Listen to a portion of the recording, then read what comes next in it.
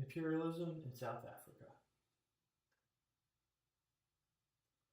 It was inhabited by many indigenous tribes, which mostly lived separately. The largest tribe were the Zulus, and they were led by Shaka. Shaka led the Zulus to absorb nearby tribes, becoming a stronger power. Ultimately, they would become the ones to defend South Africa from the Europeans. Sphere of influence. A country or area in which another country has the power to affect developments, despite not having any formal authority. Colony. Colony involves political and economical control over a territory. Africa was a mystery to Europe, and they came searching for wealth. They stationed a port for connections to the east. They stayed and constructed a global port when they found the land was rich with diamonds and gold. The Dutch, or the Boers, and the British. The indigenous tribes were outmatched by European technology, and both countries were able to take full advantage of them. The Boers and the British fought with each other for who would have the lion's share of South Africa's wealth, and who would own the natives. Imperialism in South Africa was not justified because of the treatment to specialized workers. They had long-term effects which led for their race to be discriminated against for years to come, even leading to apartheid. The specialized workers were forced to mine and build railroads in horrible conditions, while the British reaped all the benefits, exhausting South Africa of their natural resources.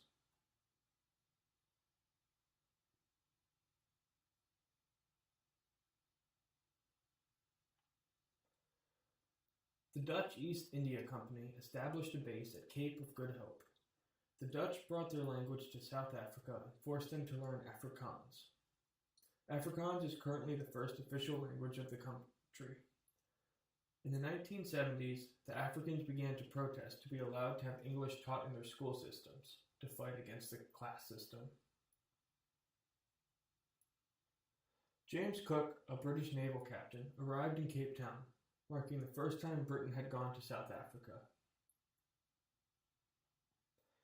Cape Town was surrendered by the British, by the Boers, even though it was the Africans, so the country, or bully taking advantage of the Aborigines, changed hands. The British occupied the Cape as a strategic base in the Napoleonic Wars by controlling the sea route to the east. The Treaty of Amiens returned the Cape of Good Hope back to the Dutch after the Napoleonic Wars ended. The British gave up Cape of Good Hope as a show of faith to being at peace with France.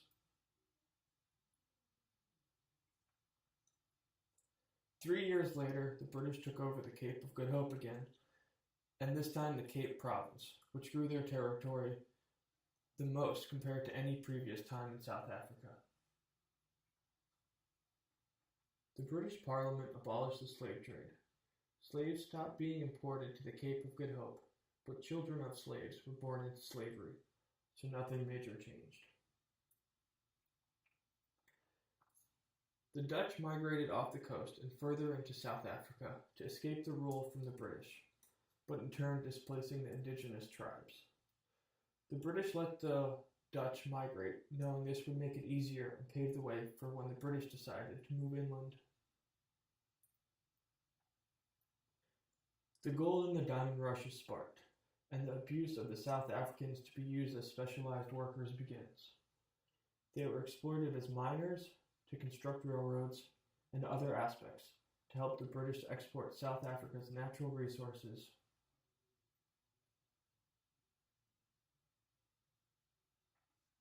The South African men were recruited on short-term contracts, lived in all-male prison-like barracks that were commonly surrounded by barbed wire. They were forced to leave the mines and returned home sporadically to prevent them from establishing a permanent family life near the mines, which was the British exercising their control. With skilled and highly paid work reserved for white miners, Africans worked as unskilled laborers at a fraction of the wages. This brought blacks and whites into more prolonged contact. This led to segregation, to to make sure that Africans knew they were beneath the Europeans, despite working together. The racial fears that were provoked from working together in the mines resulted in efforts to establish race as a legal, not just a customary, feature of South African society. This racial system provided for separate educational systems, residential areas, public facilities, and much more.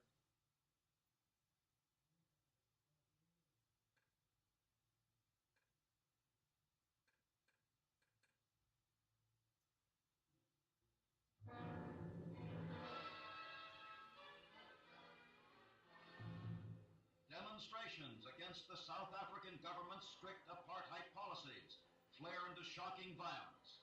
At Sharpsville, an industrial township, thousands gather outside a police station in protest against new laws requiring every African to carry a pass at all times.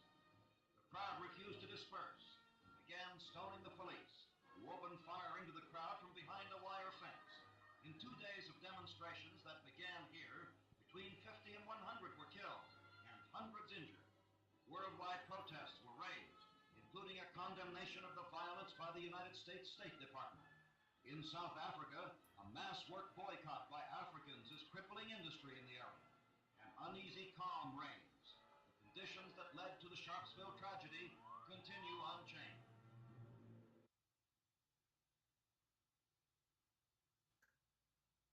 From the very beginning, the African National Congress set itself the task of fighting against white supremacy. We have always regarded as wrong for one racial group to dominate another racial group. And from the very beginning, the African National Congress has fought without hesitation against all forms of racial discrimination, and we shall continue to do so until freedom is achieved.